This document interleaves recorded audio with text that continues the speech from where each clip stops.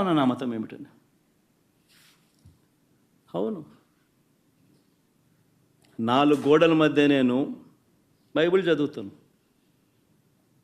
తప్పేముంది? బయటికి పోతే హిందూ సాంప్రదాయాలను నేను అనుసరిస్తాను, గౌరవిస్తాను. బయటికి పోతే ఇస్లాంను అనుసరిస్తాను, గౌరవిస్తాను. బయటికి పోతే సిక్కిజంను అనుసరిస్తాను, సిక్కిజంను నేను గౌరవిస్తాను. నా మతం ఏమిటని అడుగుతా ఉన్నారు. నా మతం మానవత్వం. డిక్లరేషన్లో రాసుకుంటానేమో రాసుకుంటా. గుడికి పోయే వ్యక్తిని నువ్వు ఏ మతము అని అడుగుతా ఉన్నావు. ఏ మతము అని చెప్పకపోతే గుడిలోకి ఎంటర్ కాకూడదు అని అంటా ఉన్నావు.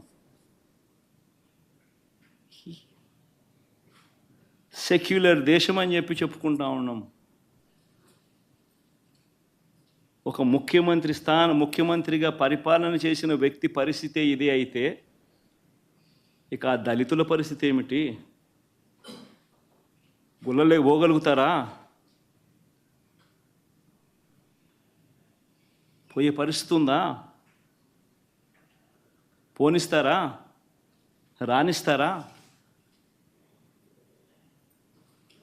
ఏం చేస్తూ ఉండు?